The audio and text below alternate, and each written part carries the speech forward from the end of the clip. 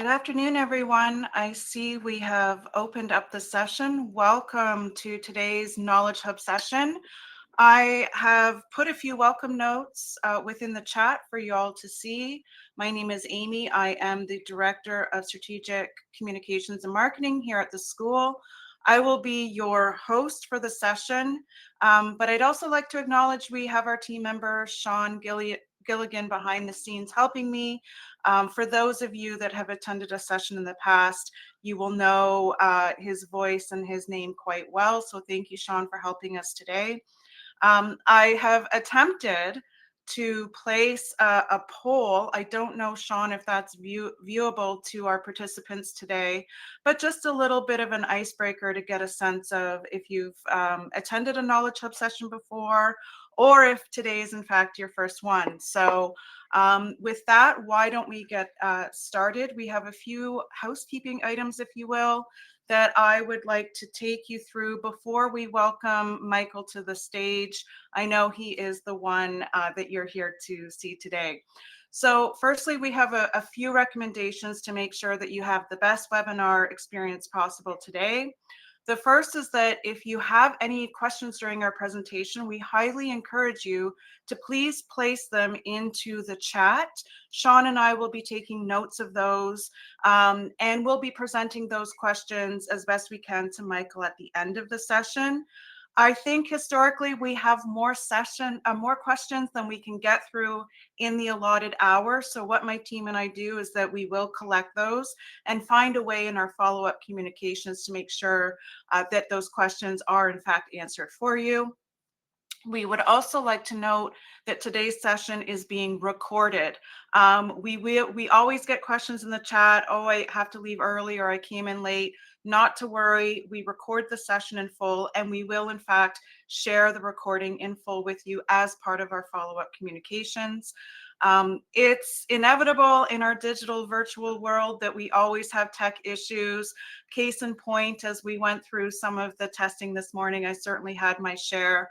But if you do find yourself having any audio issues during the sessions, we recommend that you please be sure to check all this audio settings within your own browser, and always make sure that the sound on your monitor or whatever device you're using to hear is actually turned up and or not on mute. And finally, we have your microphones and cameras disabled. This is done with intention, again, to make sure that you have the best possible webinar experience today. So with those things in mind, let's start going through the necessary steps to welcome Michael. And thank you so much. We can see your comments in the chat. It's clear that it's working, and since you are making comments, that's a great reminder for me that you can actually hear me. So thank you for that engagement, and we do encourage that chat engagement throughout today's session. As always, when we host events here at the university, we have made it part of our natural welcome to also include a land acknowledgement. This is not meant to be sort of a box check. This is something that we take very seriously, both at the University of Toronto and within the School of Continuing Studies itself. The land acknowledgement is as follows. We would like to acknowledge the land on which the University of Toronto operates. For thousands of years, it has been the traditional land of the Huron-Wendat, the Seneca, and the Mississaugas of the Credit. Today, this meeting place is still the home to many Indigenous people from across Turtle Island, and we are grateful to have the opportunity to work on this land. Oh, thank you, Sean, for forwarding the slide for me. So with that, I am very, very pleased to do the formal introduction of today's speaker, Michael Seaton. What we've done here is you can see a collection of some of the highlights of Michael's experience, but also some of the organizations with which he has worked. You can see very clearly he has, gobs of experience in a wide diversity of firms and organizations at varying levels. You can also see that he serves on several boards of directors, including Digital Analytics Association, the American the American Marketing Association and the Canadian Marketing Association. He is, of course, an instructor here at the school. We are so pleased to have him. He is a professor at Seneca's Polytechnic in marketing. And what I love to see about Michael's experience here, if you just look at some of the logos that you see on the right part of the slide, what is particularly a standout for myself is that it's not just a collection of work at very recognizable big names. It's also those more personal community building organizations like the Daily Bread Food Bank, the Children's Miracle Network hospitals. All of these things really resonate with the school and the mission of the school and our desire to make this crazy world a little bit of a better place. So from this simple slide, you can already see that you're in for a wonderful session this afternoon with Michael. Michael, I thank you so much for taking the time out of your busy schedule to join us. And with that, I will exit the stage and say thank you and break a leg. And to our participants, enjoy, folks. You're in for a wonderful, wonderful session. Thank you. Well, thank you, Amy.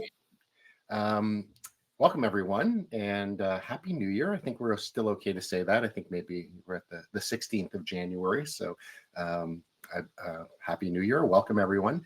I'm Michael Seaton. As you can see from the slide there, I teach digital marketing strategy and management here at the University of Toronto School of Continuing Studies. And for the next 40 minutes or so, give or take, I'm going to walk you through the topic at hand, which is digital strategy. One point, I'm going to turn off my camera so we can go wide screen with the slides and you can pay attention to the content as opposed to me. So we're going to do that in a second and we will begin right now. Okay. Hopefully everyone can see that. All right, so good morning, and I'm going to start here with a question. Do you remember the movie Avatar? The movie Avatar, if you haven't seen it, tells the story of Jake. Jake finds himself in a new world with very little knowledge or experience of the culture, of the customs, of the behaviors that yet he's thrown into this new land to help its inhabitants fight for their very survival.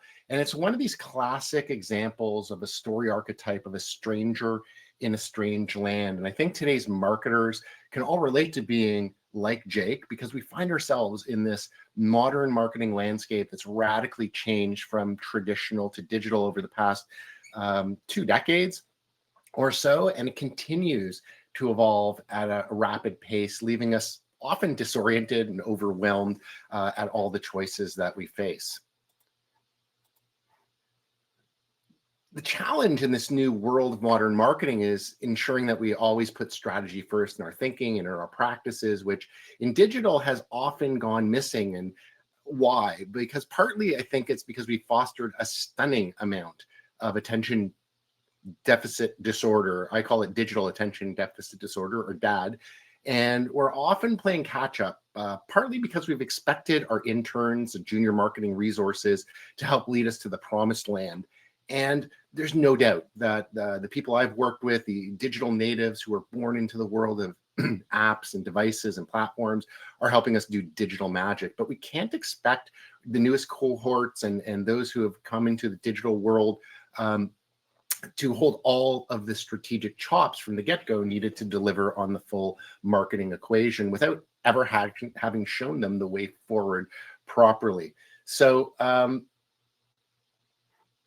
this is the result, unfortunately, of how marketing is now perceived in the executive suite. We've become more about tactification versus transformation, and we've unfortunately lost the confidence and trust of our leadership along the way. Our reputation has suffered, and we've been increasingly marginalized kind of to the kids' table amongst our corporate peers. So the marketing function overall has historically been poorly understood. It's been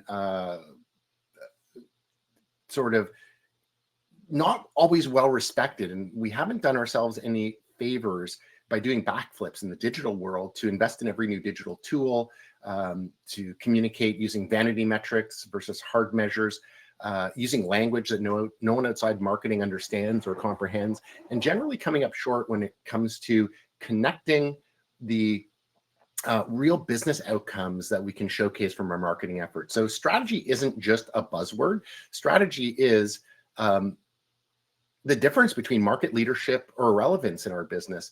And we need to demonstrate the importance to our organization.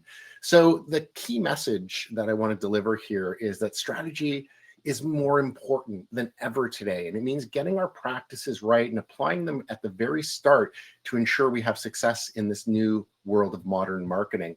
And in today's session, I want to walk you through some key concepts and frameworks and models that you can use. You've likely heard of some of these before, but I want to connect the dots for you and outline 5 key sort of areas and building blocks that will help you build on a strategic foundation for your digital marketing. And to note, these are areas that we cover and apply throughout the course at U of T, digital marketing strategy and management. And we showcase how to apply them across all the tactical areas, including digital territories like websites and organic search and paid search, digital advertising, programmatic, content marketing, social media, email, digital analytics, and of course, taking a look at AI along the way. So if today's rapid fire look at strategy and how you can approach it resonates with you, I hope to see you in an upcoming class in 2025. So let's start here. Strategy answers some simple questions, and they frame what's required to enable us in our marketing to grow and evolve on the right path and deliver on the expectations of the overall organization. Strategy answers where are we at today, articulates where we want to be tomorrow, and most importantly, helps to guide us on how to get there and the right path. Strategy also avoids the ready, fire, aim syndrome. So it's about getting the order of operations right before we execute and underpinning doing the right things while avoiding doing the wrong things. Speaking of the wrong things, strategy also helps us to filter out and stay focused and prevent costly distractions or expenses. Aside from our own digital attention deficit disorder that I mentioned before, it's often our executives, God bless them, and our leaders who exert influence from the sidelines on our marketing. And I call this the GMOOT, or the get me one of those syndrome, when we receive those very helpful suggestions or ideas or requests. It kind of reminds us of FOMO, right? Fear of missing out. And we have to contend with this as marketers. So having a solid strategy in place allows us to quiet that noise that we hear. As we get into this, first I wanted to take an opportunity to align digital marketing strategy by acknowledging changes in marketing that have taken place over the past 2 decades or 3 decades. And I want to start here by saying, what does marketing do?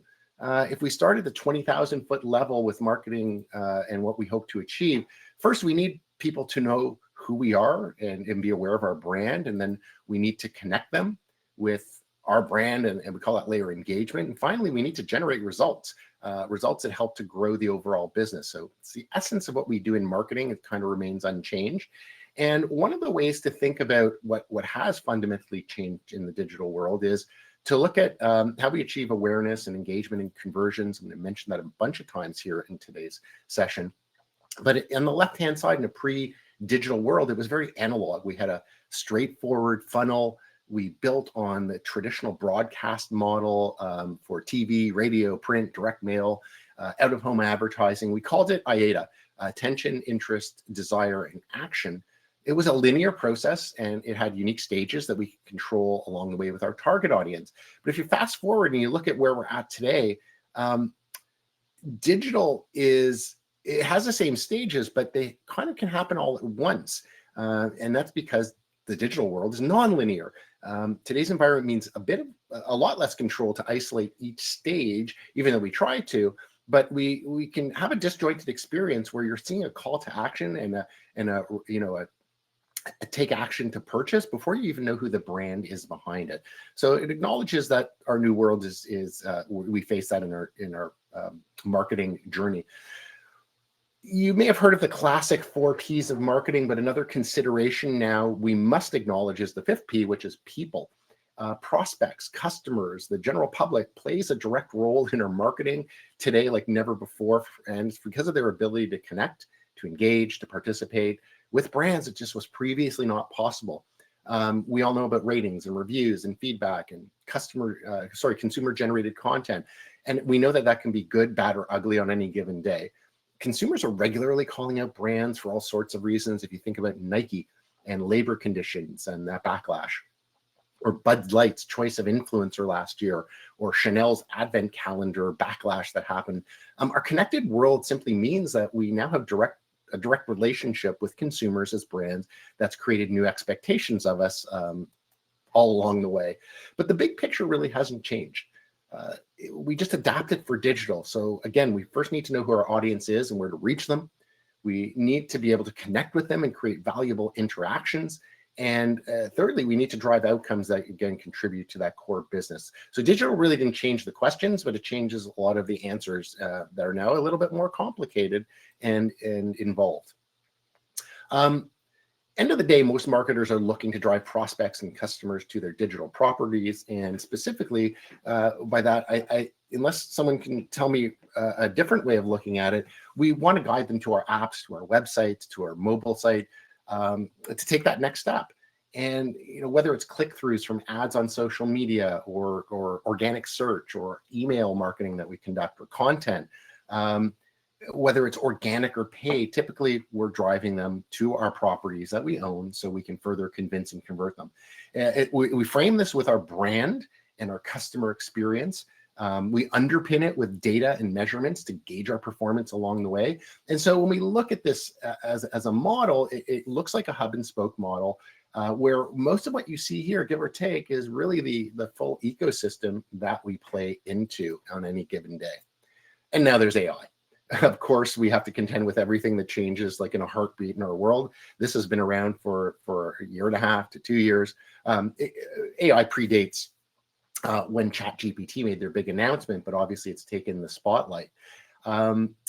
This is a paradigm shift all on its own, and it's imperative to figure out how it fits into your strategy.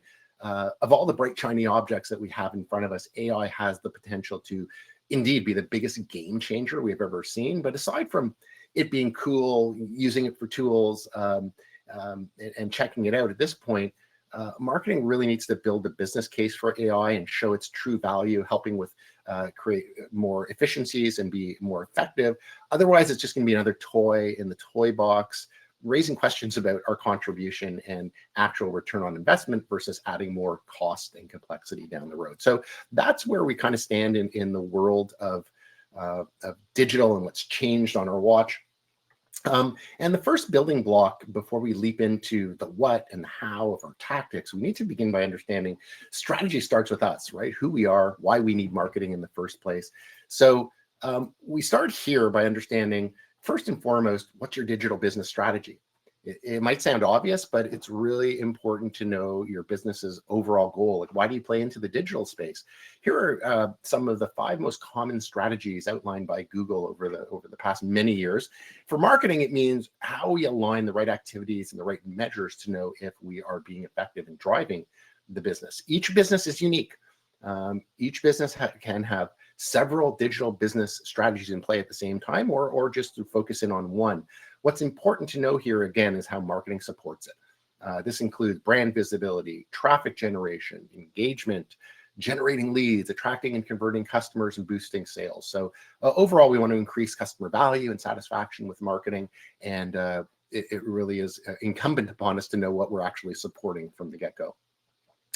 Before we begin with our marketing activities, and when we know what business we're in, the first kind of strategic step is research, right? It's analyzing the competitive marketplace, the competitive landscape. At this stage, we have a tool called a SWOT analysis, and I'm sure you've all heard of it before, but it really helps us look at the external marketplace, understand our competition, the environment in which we're competing.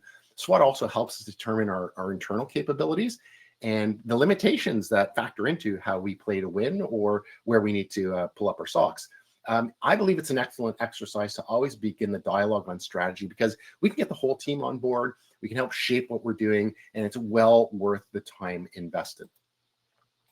A next tool that we have in the toolkit is the research exercise that looks sort of internally at ourselves is a popular business tool called a canvas.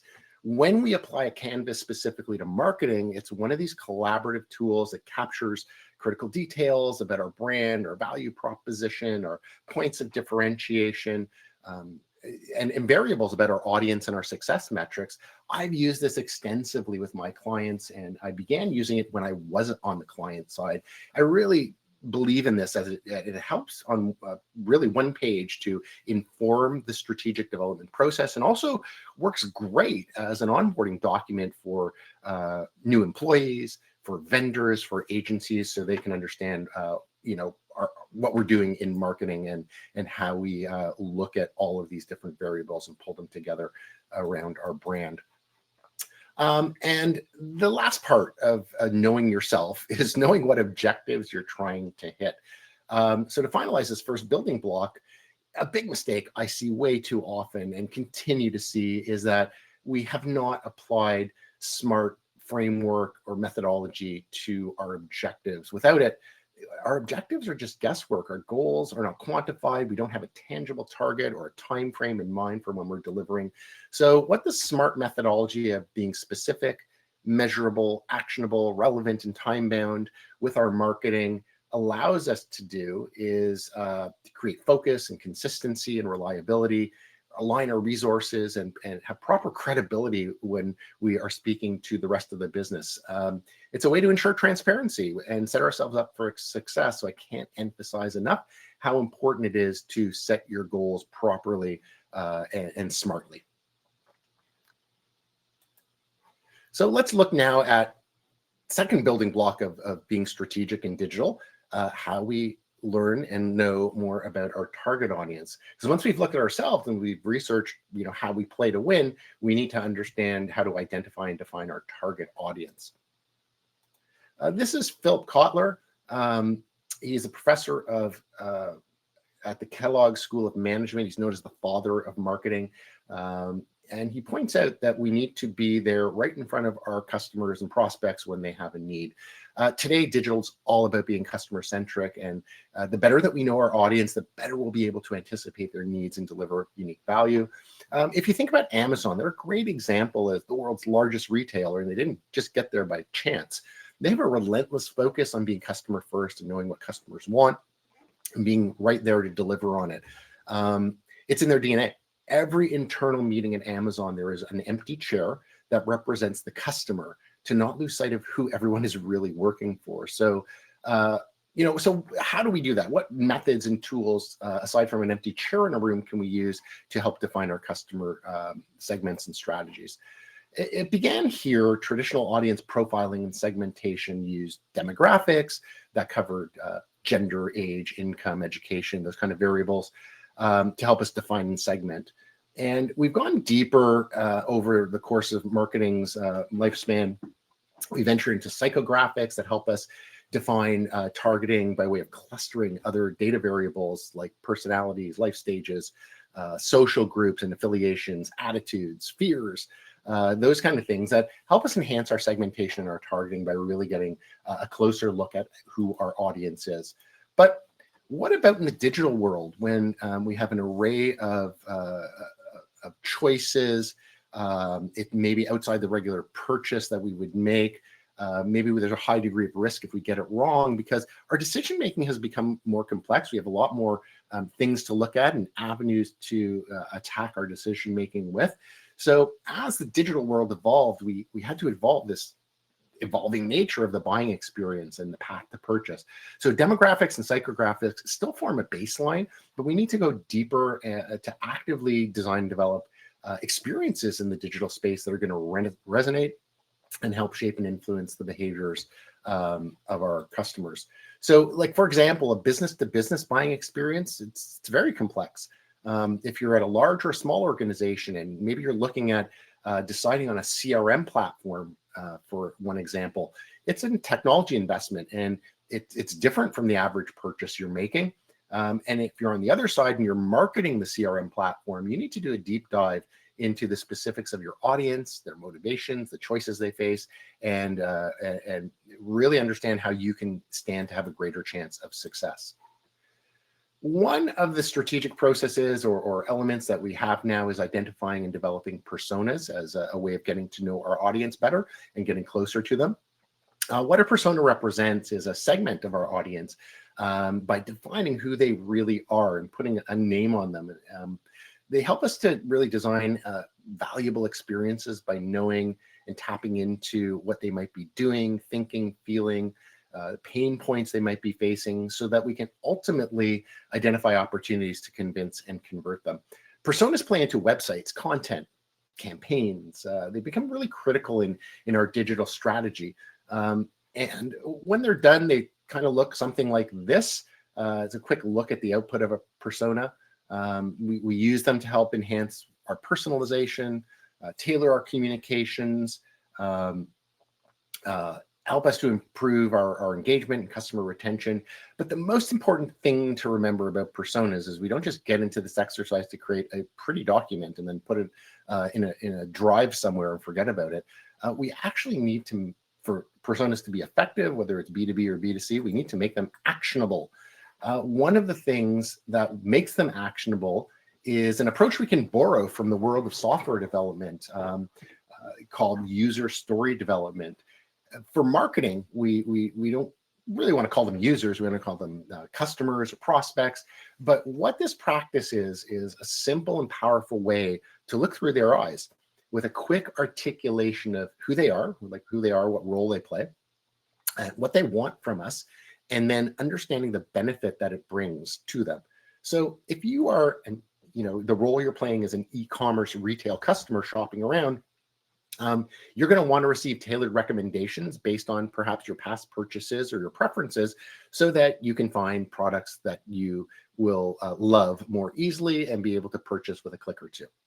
Right? So we want to understand the role, the goal, the feature, the benefit. But if you're also a business buyer of marketing technology, maybe you want to understand the effectiveness of how you can drive better content marketing campaigns so that you can allocate your resources more effectively and drive better ROI.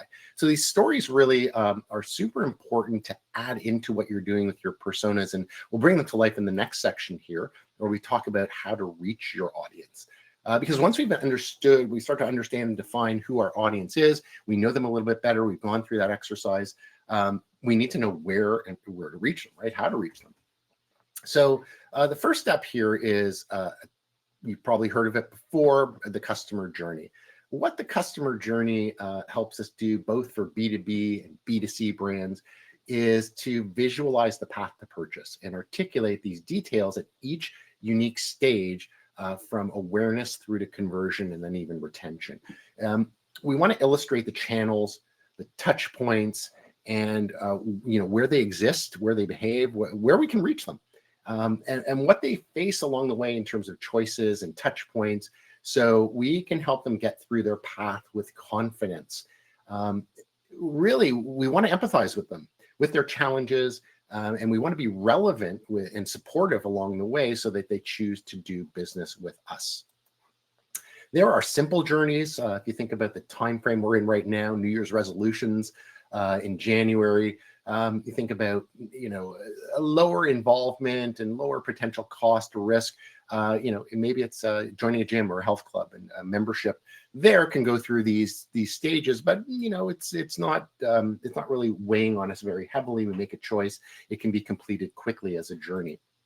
When it comes to larger purchases and more complex journeys, these can be lengthy. They can tax our emotions and our decision-making abilities, and they tend to be for bigger ticket items, ones that require more involvement and have significant cost implications or investment, as well as potential risks. So think about buying a car, what path you might be going through to decide if you're going to buy an EV or just a regular old gas guzzler.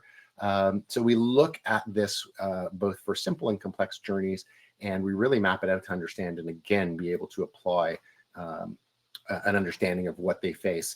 One of the things that we discussed previously was personas and application of stories. But the key here is not just to create a story, to create a persona. Really, it's to actively apply those stories and an understanding of your persona across each unique stage of the journey. Too many times I've seen, and perhaps you have as well, marketing teams create personas, stories, or journeys and just call it a day, put it on a shelf, put it in a drive, and be done with it. As consumers, right, we know our behaviors are not set in stone. There might be a platform right around the corner that we're going to use, or a new app that may help us in the journey that allows advertising or allows marketing on it. So the touch points and how we navigate from stage to stage through awareness and engagement and conversion, they evolve on a regular basis. And we as marketers need to stay current and adapt. We need to keep these up to date on a regular basis because they're living strategic documents and artifacts that require attention and tender loving care along the way. So where do we reach them? If we reinforce this notion of keeping current and looking at digital channels and platforms and touch points, like they have grown exponentially and they continue to proliferate. It's not always easy for us to keep pace. So one excellent model I think we can use to help us understand and categorize the digital media landscape is called the PESO model. It was developed by Jeannie Dietrich of Spin Sucks. That's her blog. She also runs a PR firm, and it's actually about 10 years old, but as you can see there at the bottom, Jeannie keeps it up to date. This is the latest version of it. Excuse me as I take a little sip of water. PESO is the acronym for paid, earned, shared, and owned media. And the model defines those 4 categories, but where I think it's super important to understand the model's significance is to look at the intersection and the overlap to provide us a way to frame where we can really reach our audience and the territories where they are out there, they are consuming information and content and have the potential to engage with our brands. Okay, so and another way of reaching them and understanding who they are, their journeys, their paths is content marketing. When you think about those areas that we just framed with the PESO model, think about our content marketing efforts overall in the digital world. Everything is now content. You can't fall down a flight of stairs without a marketer shouting 15 times content marketing. So it's pervasive, it's out there, whether it's video, audio, the written word, images. We use content to help us entertain and inform, perhaps inspire, educate, and most importantly, persuade our consumers. It's really become the mainstay of our digital marketing efforts, regardless if you're in B2B or B2C orientation. Now, I can't do justice to the content marketing world in this kind of rapid fire 1-hour presentation. However, if we look at what we've already covered, think about your content marketing strategy, excuse me, in this sort of framework. So when you're applying it to your brand, think about your SWOT analysis, think about your marketing canvas, think about your SMART objectives that you would apply to your use of content marketing. When you're applying it to your target audience specifically, think about the personas and the stories that may resonate with them and how your content can make a difference. When you apply it to how you reach your customers, think about their journey along the way and the PESO mix where you might be able to be, again, relevant and right in front of them. And also with content marketing, it's really about what we're going to talk about now in terms of building block 4, which is applying the right relevant measures to know what's working and driving results and really, if we're being effective or not in our content marketing. So this next building block, the 4th one, second last one, is how we measure our outcomes. I want to make sure we're on the right slide there.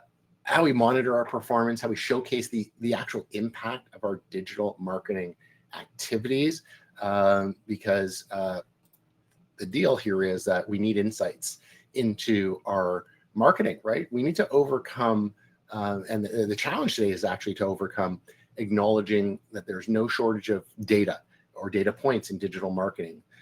The volume of metrics that we can generate and report have become over the top. Marketers need to keep in mind that the goal is not to just create reports, not to just send out reams of data that contain a whole lot of noise with very little signal there. It's one of the top reasons, I think, in running marketing teams, working with clients, that marketing effectiveness is often questioned and we see a diminished strategic business function perception because what we're communicating in this world is not really analytics, it's just numbers and reports. The word analytics literally means analysis. When we take it on, it's the approach and practice of uncovering insights, linking to the core business and providing meaningfulness in our data so that we can take action on it. A lot of what we see in the world of digital kind of looks like this. Is it fluff, or is it really the important results that we're driving towards? So ultimately, you want to know what drives traffic, what drives engagement, and what platforms media is, what platforms and applications and media are driving towards our goals, including content and offers and all the other tactics we use. But a big part of the problem is we have these ton of measures, and often as marketers, we select questionable metrics to indicate what success we're finding. Digital metrics that we communicate can be fluffy. Leaders can see them as fluffy if they do not link back to the bottom line expectations that our business holds from us, from a product group or a service group or from the C-suite. So when we use measures like open rates, visitor traffic, video views, likes or shares on social media, I'm not saying we need to dismiss those. Those are super important and we can't lose sight of them, but we sometimes miss the mark when we don't connect those to the real business impact with executives. Biggest sin I see is also talking about outputs as measures instead of outcomes. This is when we talk about the amount of content that we produced and generated and distributed, or the volume of social posts that we've put out, or the number of emails that we sent. Now, those are great, but those are outputs, not outcomes. Outcomes are what we generate from it. So when we look at our metrics and measures and we think about them in terms of OKRs, and an OKR is an objective and key result, we look at them through that lens versus KPIs. OKRs are typically linked to the results the business needs for marketing to deliver, whether it's revenue or sales or return on investment or leads generated. Those are some good examples of where we can connect to the overall business. They are the larger objectives that tend to move the business needle. And it's the stuff that the C-suite or executives recognize, or leaders recognize, as more meaningful than others. This is, again, not to say that KPIs are not important. They are absolutely critical, but they need the right context. When we can define the macro versus micro in our measurement, and we can look at what our strategic goals are versus our tactical performance, we can properly delineate how marketing is performing and look at our tactics, know what's working, what's on target, what's maybe failing to deliver. So said another way, marketing results need to be seen as both lead indicators as well as lag indicators of our success. And I can't reinforce, going back to what we talked about in building block number 1, knowing yourself, how smart objectives play into that and are important in terms of being transparent with stakeholders, and just not a step you can skip. So I love this analogy because I think we have so many tactics in play at any one given time. Each has its unique role, its unique territory that it represents.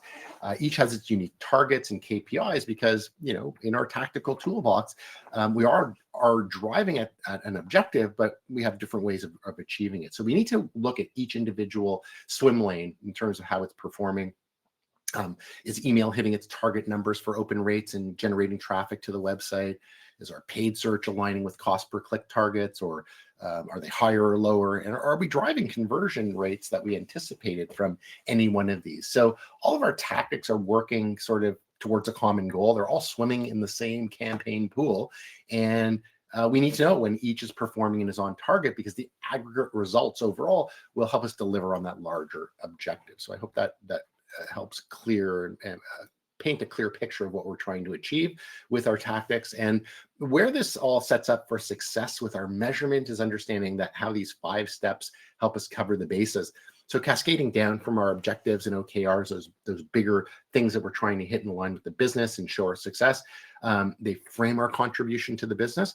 But we then identify the various tactical elements that we're going to use to deliver them. And then we isolate those tactical KPIs to monitor our performance targets.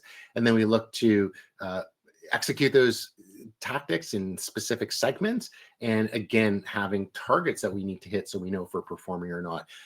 Why we set targets for each individual KPI is because sometimes something's not going to deliver and you want to vote it off the island very fast, and you replace it with something else that you can, again, have select KPIs and targets against and see if that's working better. So, or if a tactic isn't working well for you, that you can tweak it or adjust it along the way and see if it improves. So having a solid plan around what you measure and what you report and setting it up for success is really a critical piece of your overall digital strategy. The last building block I'm going to speak to before we begin to wrap things up is simply having a plan when it comes to execution and the resources that support your marketing. As with anything else, failing to plan is usually going to lead to failure. So here are a few elements you can think of when you are planning and creating that plan. If you've ever seen or watched Mad Men or any sort of, what's the word I'm looking for? Any sort of story about the marketing or advertising industry, you might have noticed they're fixated and put a lot of attention to big creative ideas. And those folks show the discipline and the rigor in how they approach finding those big ideas that can break through the clutter and define a brand or a campaign. Brand strategists and creative folks know the importance of formulating big creative ideas to drive what they're doing. It's usually more than just a tagline. It's a unifying theme or idea that we apply across channels, across our tactics and our touch points. And it's really that creates this umbrella under which we go to market, and we can structure our creative imagery or our communications. So we serve to reinforce what insights we found that drive those themes that we have generated. So I worked at Scotiabank very early in my career, and I was there when we developed You're Richer Than You Think. I believe it's still being used today, close to 20 years later, because it is one of these umbrella big theme or ideas that can help drive everything else. So it's just as important a concept for digital marketing in terms of establishing big ideas and themes. But in digital marketing, too often we take the tactical step of just throwing stuff out there and overlook the step of what actual big idea do we have in mind that's driving this. I found this cartoon just this week. And I wanted to post it here. If you don't follow Tom Fishburne, you should. He's a very funny guy. And he provides these insights of what it's really like working in marketing and that world. Marketing, when done right, is really a left brain and a right brain exercise. The left brain emphasizes our analytical thinking, data-driven decision making. It's the logic, the practical benefits of what we do. The right brain centers on creativity, on those emotional connections or storytelling, visual impacts, the things that really tap into our feelings and our imagination and our values that bring an affinity to our brand and help people kind of link to us. So one of the things that's super important, and I've always practiced from a methodology that I learned from some of the best in the industry, was using a marketing brief to help us as a vehicle to get down the road on the right path. It's really a tried and true methodology, and I believe it's ironclad in terms of ensuring strategic alignment with our execution, with what we intend to do, and literally, again, keep everybody on the same page. These don't need to be comprehensive, massive documents. 2 to 3 pages will do, as long as you get it right. So you used to have a brief. And aside from creative, it's, we call it a creative brief or a campaign brief or a media brief, sometimes a content brief or just a marketing brief. It all depends on what you're setting out to do and being specific with and purposeful with what the document entails. I'm talking more about a digital campaign or a digital marketing brief here, where we want to articulate the general thrust of the campaign or marketing efforts, bring together these elements that we need to basically work out before we go to market. Unfortunately, the notion of this brief has lost its importance in the world of digital marketers or digital marketing. Today's marketers kind of treat it like a chore. They either don't do it or they delegate it to the agency to complete, which is altogether wrong. And so for a variety of reasons, we've kind of lost the emphasis on it. What you see from step 1 to 8 are really the sections that comprise the brief, and we don't have the time to go through it in deep detail today, but it needs to be mentioned how huge this is in terms of planning and aligning our strategy and tactics.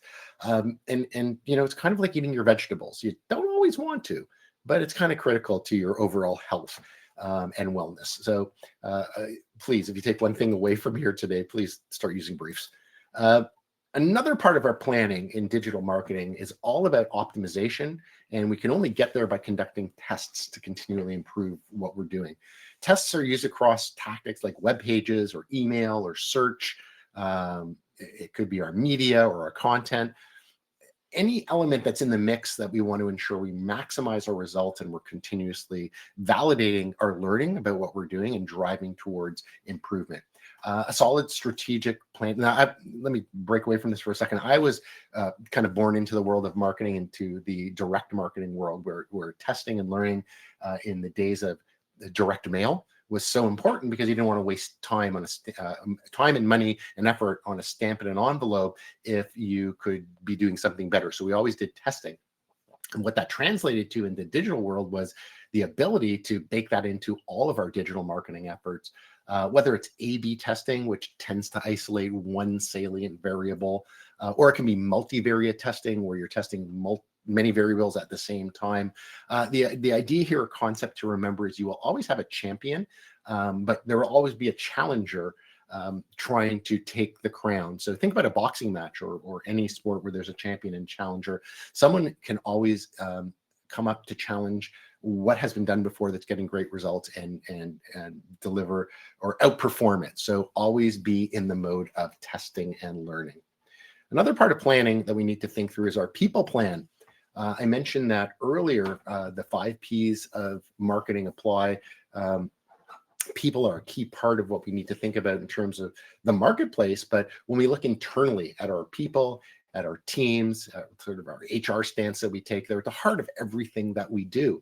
And being strategic with our human resources means that we see digital marketers bring a broad knowledge base of marketing to the table, and a set of skills that need to constantly evolve and are constantly evolving.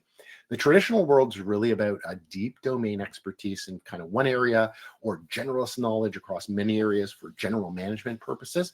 But today, it's really about understanding the need for broadened skill sets. We see this T-shaped marketer has emerged.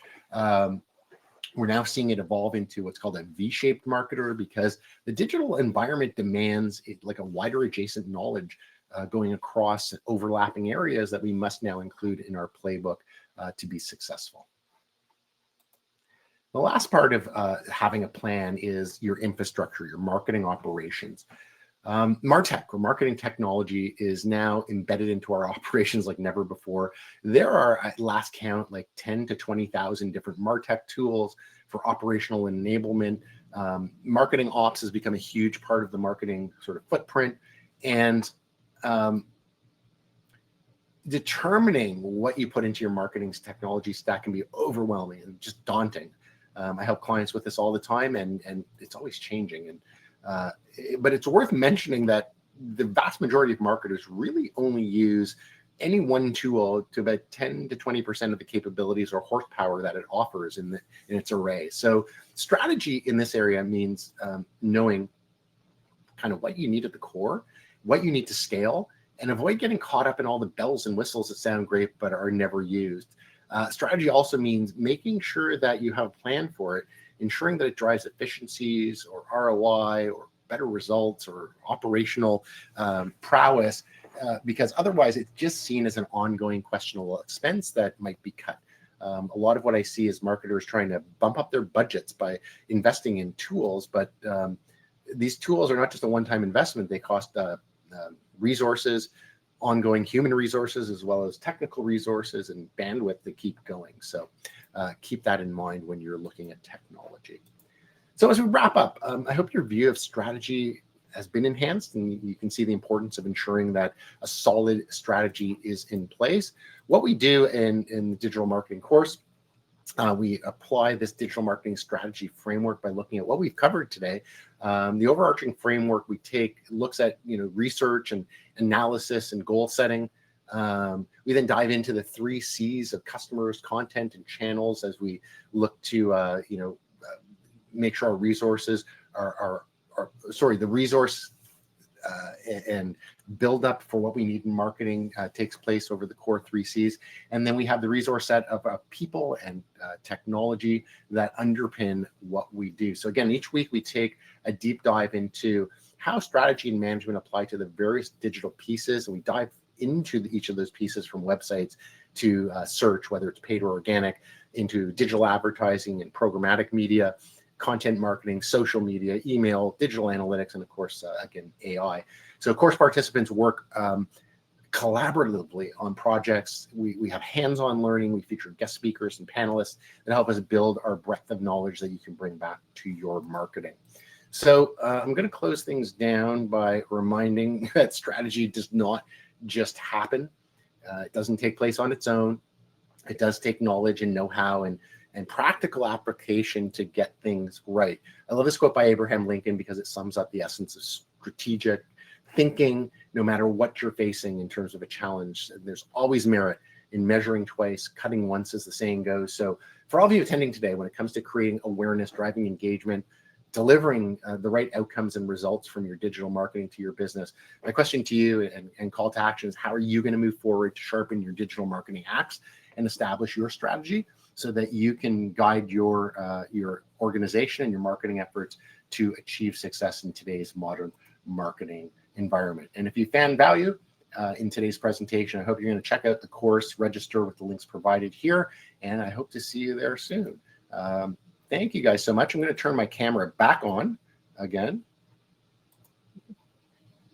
Hello, that was me speaking this whole time. Thanks again for joining us. And now we'll address any questions you may have. Okay, so Michael, we actually received quite a few questions. We're up to 8, and they're really, really fantastic. So we'll try to get through as many as we can, and those that we can't touch upon today, we will certainly be following up to all of today's participants and those that registered to make sure that we get the resources into their hands. So the first question, we're going to start a little bit easier and then we'll kind of build up. From Ethel, we have a question about search engine optimization, and just, where does SEO sort of sit within the digital ecosystem? So one of your earlier slides, if you were to sort of plunk down a little placemaker on that ecosystem, where do you see it sitting? Search is very important because we've been trained and behave in the way of, like, when we don't know something, we look it up, we're searching for it. So think about your audience and their journey at the awareness stage. If I heard what you're saying, well, how do you drill down? And, it really understanding what your audience is using in terms of search terms. There are tools out there from paid search to organic search tools that will help you understand the phrases, the keywords that they're using. What's very important is to understand the structure of search and how you set yourself up from a foundation of the best practices within your website or your online content. That includes everything from the URL you're using to the content on your page to the headers that you have in your code, tagging them right, your images and how they're described. And there's a whole laundry list. We have a full module that we take an hour and a half and lots of other resources to go through within the course. So those are some high level sort of variables. The other thing is the interesting intersection of AI now, because AI is grabbing content, to link search optimization to also the content that you can present, whether it's social content. You're basically sending signals out there waiting to be found. So doing it right, you're covering the bases. Doesn't always guarantee search engine optimization is going to work immediately for you. It's sort of one of these longer journeys, but you've got to start right on the right basis. Yeah, I confession to yourself and our community today, it's a little bit nerve-wracking as the director of strategic communications and marketing of the school participating in a session like this, because you can't help but sort of almost critique, like, what are you doing? What could you be doing differently? And I feel like sort of that sentiment has come out in questions like this. How do you balance the use of AI in marketing with the potential risk of adding complexity to your strategies? AI out of the gates, a lot of noise, a lot of attention, marketers doing backflips because it's the latest and greatest. I guess the question is, what's the business case for it first? It's always easy to try and, attack efficiencies before real effectiveness in terms of your results. We can generate content, we can generate images, we can, generative AI is wonderful. I use it on a daily basis with my clients. I use it a little bit more in the consulting and strategic side. I use it as an assistant. However, the use of it really is, again, what are you trying to achieve strategically? Some agencies are being asked to never use AI in any of their client work, and others are finding great ways forward with it. I think it boils down to understanding what you want to test, and again, setting objectives, smart objectives for what's working. So it can fill a lot of gaps. I don't know where I stand on it's going to take over marketing and we won't need us humans anymore. I don't think that's the case, but I think, the bottom line is understanding how to work with it, not over promising and under delivering, but really taking tasks to understand the repetitive tasks that you might have in marketing on a day-to-day basis and see how, I know that analysis, when I do interviews and research, it's synthesizing that analysis and spitting something out. I think it's also very important to note, don't just take what AI delivers you. You need to then filter through it and make sure that it's the right tone and messaging. Just taking the output of AI and slapping it onto a blog or your website is not the route to go. Yeah, we have some really fascinating conversations amongst the team here at the School of Continuing Studies, not just around might we leverage it for efficiencies. We also have more complicated conversations like around ethics of it and the authenticity of it, and are there potential green technology issues that we should be aware of. And so it's complicated. It once you start having the conversation, you realize it's much more than a surface conversation. So let's move on to this question from Ethel, because for those individuals who work in an organization that has a team of colleagues or peers that you feel sometimes you need to convince that the investment is worthy and meeting its targets. The question itself is, how do you persuade non-marketing team members that key metrics in digital can translate to conversions or sales? Again, it's, we had that sort of swimming pool slide of different tactics. They all should be leading up to whatever that bigger connection to the business goal is. If you're just trying to deliver marketing goals for marketing's sake, it's not going to work. So linking it to, sit with your product teams, sit with your executives, find out what's really driving their business need. If it's customer service, if it's sales, if it's leads, you really have to connect to how each one of your tactics is leading up to it. Now, not all tactics, again, are going to have an immediate, delivering on the objective. So we've got to think about the lead, right? The lead, like if we're getting more clicks, more visits to the site, that's a lead indicator to me that if we have a larger audience showing up and we start playing with and testing our conversion on the site for what we're trying to achieve, then that's a way to connect it. I guess it's about being transparent. Marketers tend to want to have the big reveal. Very rarely, and I did this very early in my career and was successful with it because I was very early into digital in the late 1990s. I'm old. And into the early 2000s, really sitting with people and saying, well, what, this is wonderful. You don't understand it, but what are your business needs? Because we'll figure out the way that, email, right? We're collecting emails and email was one of these things where we just wanted to drive a better understanding and a better perception of our brand as being helpful. Again, we had this platform of you're richer than you think. So being informational, not being promotional, just being informational with our customers actually raised our customer satisfaction level for the people who are in our kind of content program very early on. And that transcended into being able to send them marketing messages through digital channels, again, very early on. we were testing, kicking the tires on it, but they were performing at a much higher level of response and conversion than other channels. And then how we combined with those channels. So that was early on. I think today it's still the same challenge. We just have a different sort of algorithm and equation for it. But again, it's linking to those goals. Be transparent, speak with the other people in the organization, make sure marketing is linking to supporting them as opposed to just doing cool stuff on the side that only other marketers are going to care about.